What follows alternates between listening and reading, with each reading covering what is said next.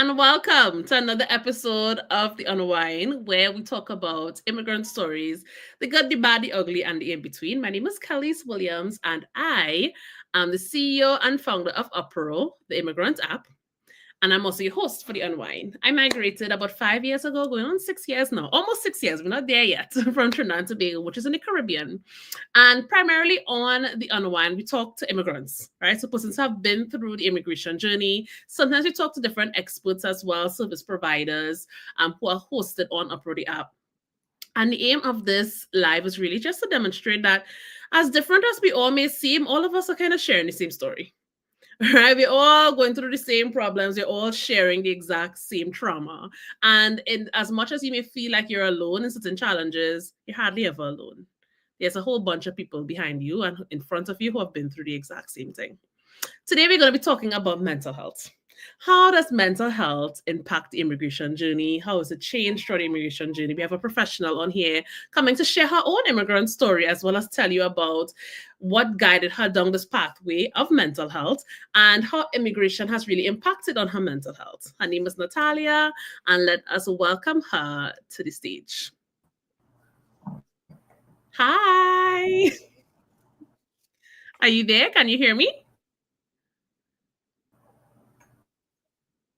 Oh, can you hear me, Nathalia? Guys, I swear this was just working. Why isn't it not working now? Technology. Natalia, are you there? Okay, let me remove her. We're having some technical difficulties. When I see she comes back up, I will bring her back. Oh, here she is. Can you hear me now? Natalia, can you hear us? Yes. Okay. You were just moving really slowly there. I'm like, oh my gosh, technology is so horrible. We were just talking perfectly fine, and then as soon as we bring you on, everything shuts down. Can you hear? So, Natalia, can you are you able Yes, to see us? I can hear you. You can hear me. So for Sometime. some reason you are frozen. Okay, now you're coming back up there. All right, now I'm able to see you. So Natalia, please introduce yourself to us.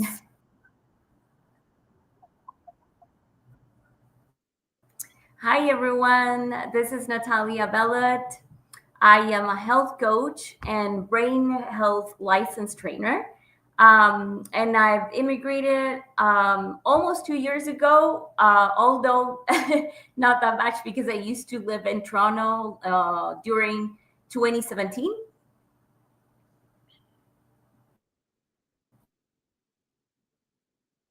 Yes. Okay. And where did you migrate So from? I'm happy to be here today. Thank you for having me. You're welcome. Where did you migrate from, Natalia?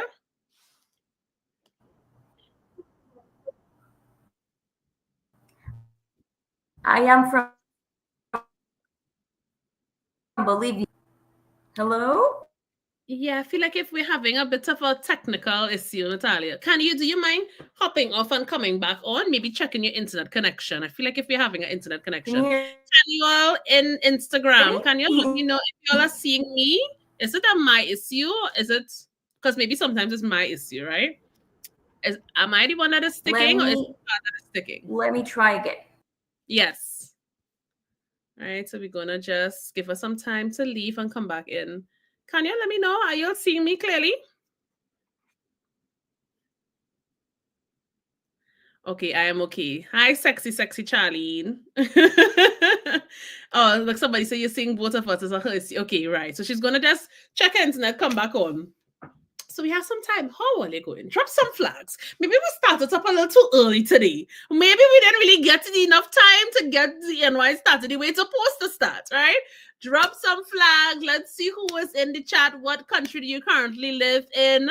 Drop some fire emojis if you're like enjoying the unwind season for 2025 thus far. Every week thus far. We haven't missed a week in a year. We're going good. So seeing the Trini UK flag, I having some issues with the UK today. In my stories are talking about y'all today and all the immigration changes, right? I can see you quite fine. Great. So I'm seeing Natalia back on stage. Let's see if we could maybe get this back. Are you there? Can you hear us? Yes, I'm here. Can you hear me? We can hear you. Right, perfect. So, Natalia, Yay. what country did you migrate to Canada from? I am from Santa Cruz, Bolivia, South America. South America. So, can you tell us about what was life like in Bolivia? What is your native language? Because you're hearing an accent. Is your native language English? What is your native language if it's not English? Because I don't know what is the language of Bolivia. And why did you decide to migrate? Spanish. Spanish. Ah, okay, Spanish. That makes sense. Dark at least. And why did Sure. you decide to migrate? So my main language is Spanish. Your main language is So what? I Sorry. decided to immigrate because Hmm. Spanish. Spanish, right? Yes. Go right ahead. Yes. So I decided to immigrate to Canada because of new opportunities and because I started in this new world about health and wellness, which I love, and it's my main passion. And I believe I had better opportunities here in Canada to Mhm. grow as a health coach. So that is one of my main reasons. Then, because of my future and the future of my family, because of economic stability, and so many reasons, honestly, that this beautiful country offers. Hmm. So, what was your immigration journey like? What was your process like for you?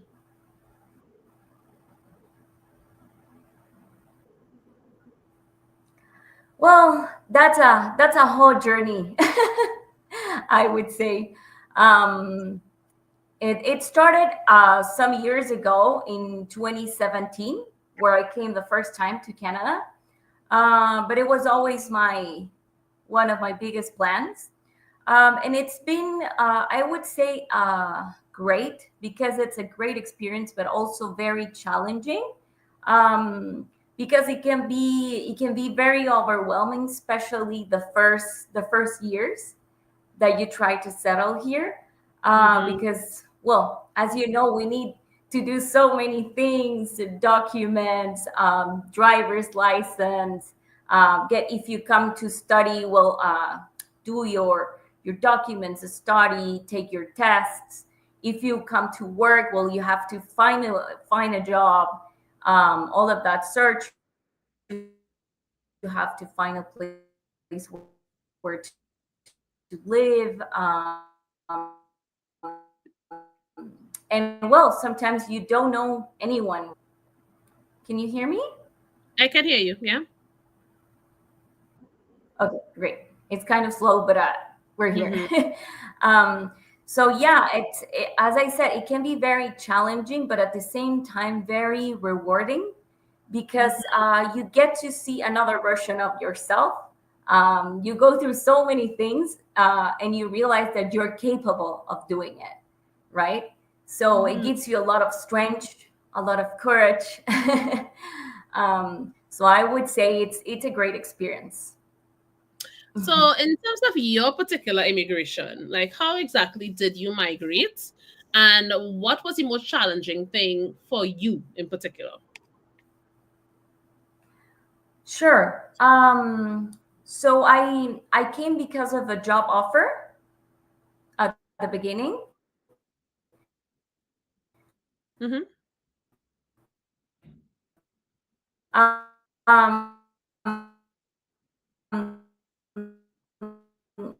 which within a lot of years, that I wanted to pursue my real passion, which is health and wellness. So I created my brand already to go on my own. Mm, gotcha. You're kind of breaking up a little bit. I feel like if we need to do for this, Started in like community, we're not, and get getting some the networks, phone. starting workshops here about health and wellness in Canada. Yeah, Natalia. Your side, we are really breaking up. Like we can barely hear you clearly. Do you think you want to rejoin from on your device, like maybe a cell phone?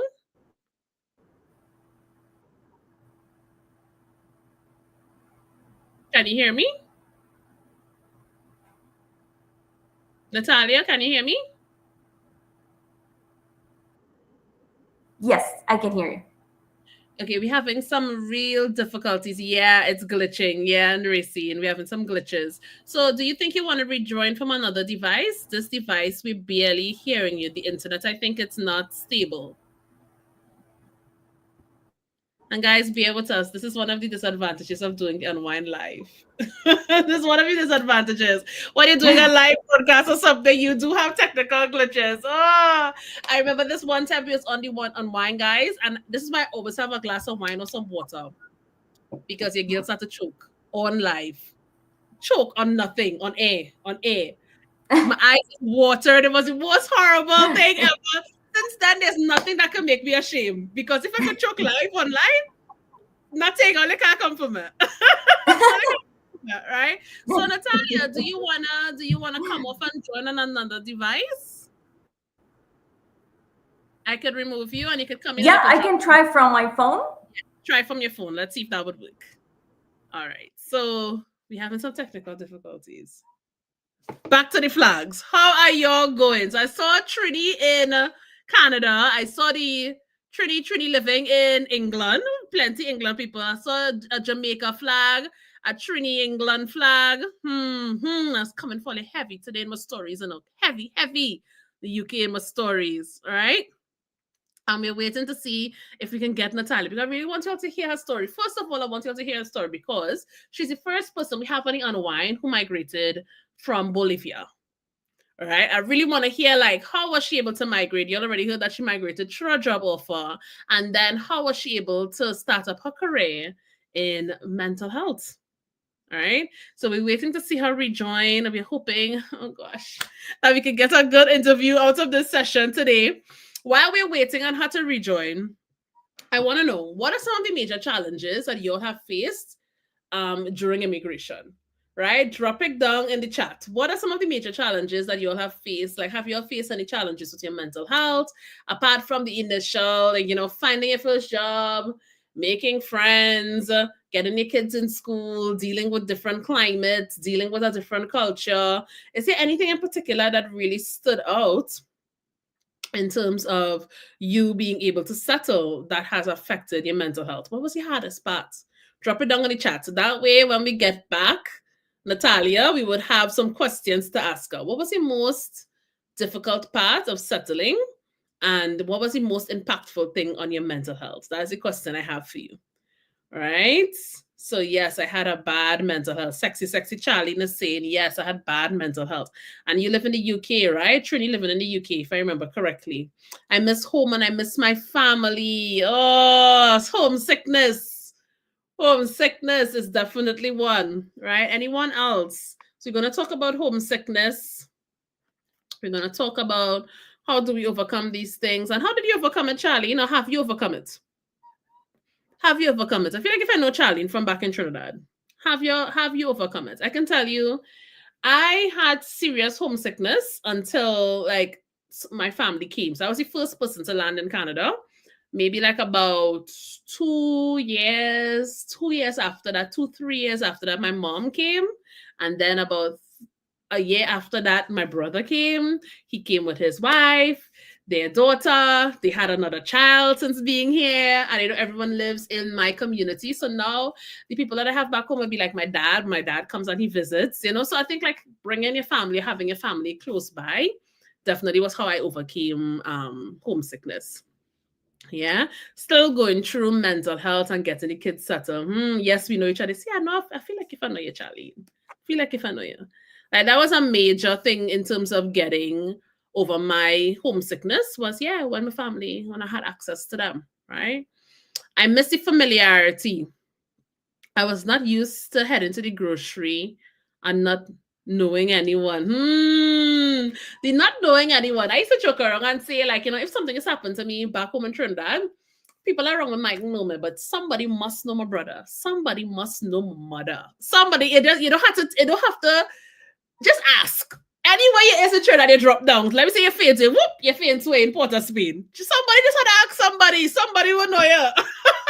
Because everybody know everybody to some extent. Right? Even though they might know you directly, they know somebody who know you. They just have to ask a little bit and they'll find out about you, right? But when you land in a whole new country, and it really is just between you and God, you had to really just rely on God. Nobody don't know you. Nobody don't know your sister, your nene, your auntie. It's just you and you alone. But I think like if that is also the biggest opportunity you have, because it might be like, oh, nobody don't know you, but it could also be like, nobody don't know you. It could be like, oh, nobody don't know you, but it's also like, nobody don't know you. AKA, you could reinvent yourself. Right? You could reinvent yourself. You could determine who are you? Who are you? You get to tell persons now who are you. They don't have the past experience of holding you accountable for something that you did when you was 12 years old, or something that your mother do or your sister do. It's literally you land back in a new country and you get to tell these people who are you. You're starting fresh, clean slate. All right, so I'm seeing we have Nathalia back. Let's get her on here. Can you hear us? Yes, I can hear you. And I can already tell that it works quicker. I can already tell. Okay. So we were talking about homesickness, right? That's what we went when you were switching. We were talking about homesickness, and it feels so strange to be in a country and you're going out into society, you're going out to the grocery store, you're going down the road to get something, and no one knows you and you know no one. It's like, I think that's when it really hits you that, wow, I'm really alone here. And especially when you migrate from a country that is very community driven, where everyone kind of knows everyone, to now being in a place where you're alone, that's like the biggest shock sometimes for a newcomer. So when you came to Canada the first time, how was it? Did you come to live with family? Were you already familiar with people there, or were you alone? So I have a cousin back in Ontario. So I was living in Toronto first, and she was living like 3 hours from there, but still it was family. And she was always welcoming with me. So every holiday or something, I would go and spend some time with them on weekends. So that was very helpful, I would say. That was great for me. It was my support. That sounds amazing. That sounds amazing. So we didn't even talk about this, Nathalia. Did you migrate with your family or did you migrate alone? Did you have like a spouse, a partner, kids, or did you just dive in here alone, single woman? Yes. So the first time I migrated alone, but then, and I made some great friends also that I still have, and I love them. They were the support I had as well. But now this time I migrate with my husband. So yes. Look at you. Nice. Congratulations. And what Thank you. made you go into dealing with mental health? You're a health coach. What was that process like, and why did you want to deal with mental health? Sure. Well, I went through so many health problems and digestive problems back then, like already like 5 years ago or more. When I was in the corporate world, I'm such a perfectionist. So I've always been like pushing myself harder, and I was studying and I was working and I was doing my thesis at the same time. So I started having gastritis and so many digestive problems. Yeah, that brought me so many problems because I was back then, I was very young. I didn't know how to manage stress and so many things happening at the same time, right? So many responsibilities, I would say. And I left home very young. I'm from Bolivia, but I moved to Argentina where I study and work before Canada. So that was also we sometimes don't notice, right? But we have our body, our soul, and they always tell us. But sometimes when we're younger, we don't listen, or we don't know what we're doing really, right? So yeah, Mm-hmm. I went through so many problems, and that ended up, well, in the corporate world, that ended up me having a hiatal hernia surgery back then. Mm-hmm. But then that improved so much my quality of life. But then I made big changes on my lifestyle. So it was a big transformation from there, because I started to really taking care of myself, what I was eating, managing stress and emotions, because no one teaches us that, right? Especially Mm-hmm. when we migrate and we leave our countries. So yeah, that's when I realized I had to change, and I had a transformation. I changed my lifestyle, starting doing some exercise, cooking myself, which I didn't know much back then. Mm-hmm. So yeah, doing so many changes, working on my breathing, doing some yoga, and then certifying. I got my certification as a health coach, and that was a whole journey for me. I learned so many things, especially as an integrative nutrition, right? Not Mm-hmm. only what I ate, but like my relationships, my career, all of these things that are so important for us in order to have a balance, right? So yeah, that's why I learned there back then, and then with my both certifications, then I did another one as a brain health licensed trainer. So yeah, that taught me a lot. I would say that's my story that Yeah. brought me here as a health coach. Yeah, yeah, yeah. I could see that. Like when I migrated, it was a couple months before COVID, right? Um, and it was maybe like 6 months before COVID. And I attributed a lot of the stresses that I went through during, let's say, the first 2 years of migration to COVID. I mean, we all were kind of stressed out within that time, right? Everybody, I still trying to Yes. lose weight again during COVID, but there was a lot more happening, right? I think it had a lot to do with, yeah, the stress of uncertainty. Like you come to a new country and you don't quite know you don't quite know what the outcome is gonna be. Yes, you could look at someone else's stories and say, oh, they were successful or they were unsuccessful, but that is of very little significance to you and your story that you're seeing unfold in like real time. And the uncertainty of that could just tie knots into your stomach. Yeah, Yeah. like, oh gosh, I still remember that time. It was so uncertain and so. I think immigration gave me anxiety. I think immigration gave me anxiety. Just even if it's not just the settlement process, which is something on its own, just IRCC on its own. Just the actual application of immigration. I think that's the first time I had any issues with sleeping, had any issues with like anxiety, being anxious. IRCC gave me anxiety. Immigration gave me anxiety. I'm gonna just put that out there.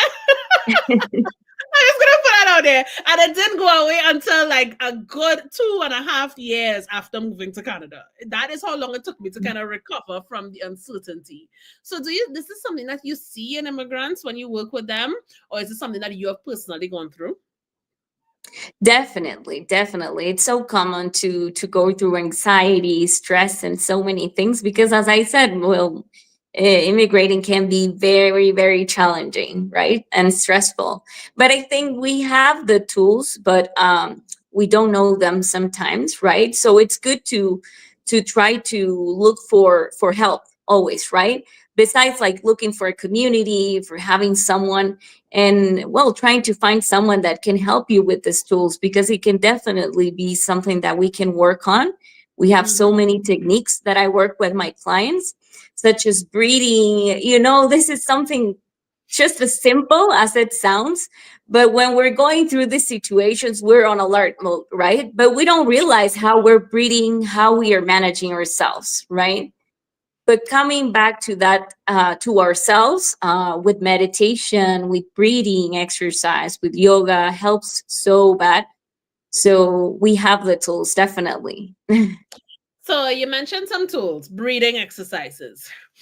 Yes. I realized how much I used to hold my breath until I got an Apple Watch. I don't wear it anymore. But when I got an Apple Watch for the first time, the Apple Watch kind of reminds you to breathe. And you're like, oh yeah, I am holding my breath. Like I didn't realize how much I'm going through the day literally like tense. I was like, yo, you're giving yourself an internal hug, but it's restrictive, right?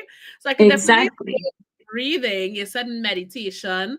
What are some of the other things that someone can intentionally do while they're going through settlements that could help and improve their mental health? Well, other tools are journaling. Journaling is great because you can express yourself what you're going through, right? But put it into words helps yourself understand what you're going through and be more patient with yourself and looking the right help, right? Mm-hmm. Let's say you're having trouble with your colleague at work or with someone you just met and you're in a new place, you don't know anyone and you're going through this situation. So maybe that person is not bringing you the best, right? That you need right now.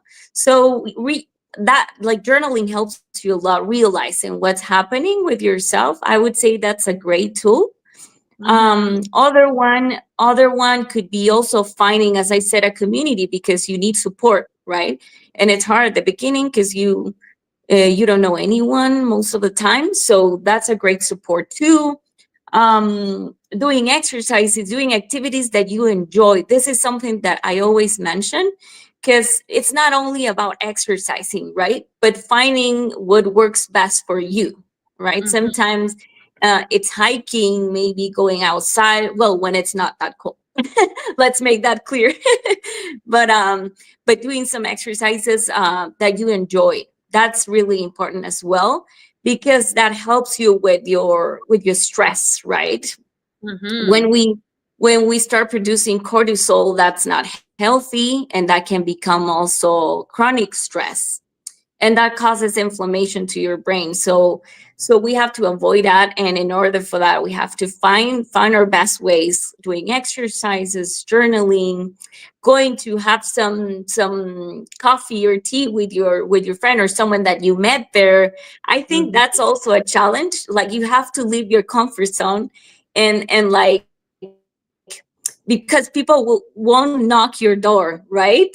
So it's a new country, you have to like invite someone, go meeting someone, go to events, networking events. That helps you a lot as well to meet new people, and then you'll be finding new friends or new connections. And work, new jobs. New jobs. All right. Exactly. Oh my God.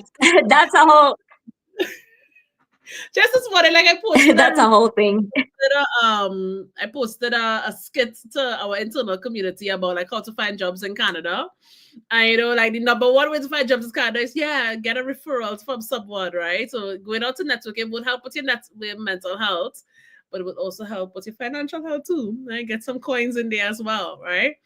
So, what are some of the biggest Definitely. challenges to your mental health? So, you mentioned all of these things, right? And I think we all kind of intuitively know that these things are good for us. We know that we should be exercising.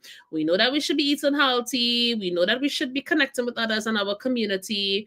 But it's just so difficult because we're just so busy. Exactly. And I think for me in particular, sometimes when we say that we are busy, what we actually mean is that I am busy worrying. A lot of the busy that we are doing is actually busy just sitting down, scrolling, doom scrolling, worrying about things that we have no control over. Right? It's like, get up and go take a walk. Right? Go take a walk instead of doom scrolling. And this, I am It's so guilty of this as well. So, how do you think newcomers can break themselves out of this cycle of stress and actually go out and do the things that we know we need to do? definitely. Well, that's something that I always talk about as well. You don't have to start with everything. That's the thing. We put it in our minds that we have to do exercise, we have to eat well, we have to do so many things, but we can start small. That would be my best advice always. Start with small steps. Like let's say next week I'm going to try to prepare some homemade food on Sunday. Let's start with that. Okay, so that would be, let's say you cook for 3 times a week. right? So instead of buying food from outside or fast food, it's something simple, right? And faster most of the time, but cooking at home. And then you'll have, for example, 3 meals during your week that will give you what you need. Let's say your protein, your carbs, and your vegetables. So that is a small step starting from that. Or let's say you want to start exercising, but let's say you can start 20 minutes and you can go 3 times a week, right? You Mhm. don't have to go 1 hour because you're tired. And as you said, you're busy, so many things. But most of the time, these things that we tell ourselves are just excuses, right? Because we can make small time, like 20 minutes a day or half an hour, not even an hour, that you can start Mm. journaling, for example, as well. You can come back home, you eat dinner, and before going to bed, you just journal for 15 minutes. That's a start, right? So all Mhm. of these tools that we talk about, we can start small, Gotcha. definitely. So tell us about your conference that you have coming up. How did you Sorry? come up with the idea? You have an event coming up. Tell us about the Yes, event and how did you come up with the idea and what exactly can persons expect? definitely. So we are starting this workshop February 18th. It's every Tuesday and Thursday at 5:30 Mountain Time and 7:30 Eastern Time. And it's called the workshop. It's called Becoming the Leader of Your Own Health and Wellness. And the reason why I've created this workshop is because I wanted to find something that could help you start. As we're talking about, you realize that you want to change your bad habits, you want to start a healthier routine, but you don't know where to start, right? Mm. So in this workshop, I talk about the main pillars of health and wellness, and what are the main factors that influence your overall health, like stress, like sugar.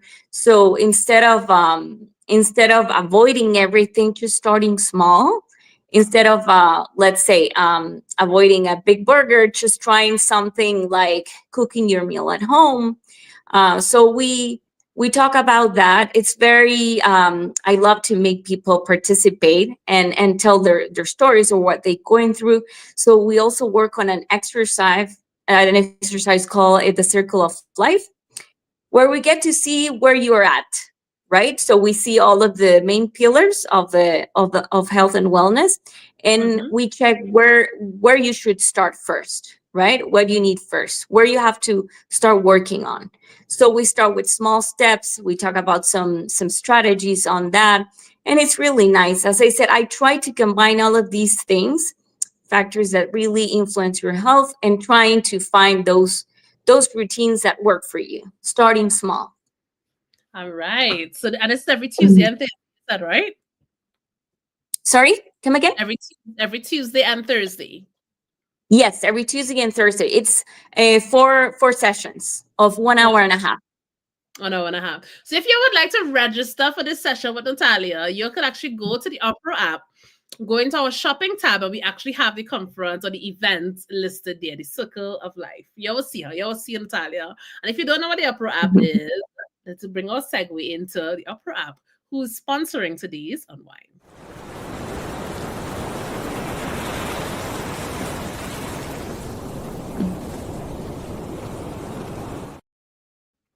So, in conclusion, you have told us about your immigration journey. You have told us about why you went into health and wellness and the importance of brain health and understanding your body and not making excuses. All right. I just want to, in conclusion, I'm going to talk about the benefits. Like, why should we be paying attention to this? What are some of the things that could be improved first if we really look to improve our brain health and our mental health throughout settlement? Like, what are some of the things that this could improve for us? Right. Well, the benefits are so many, right? The quality of your life. And then, especially if you want to be more productive, you want to be more efficient, you feel more energy in your daily life and in your work.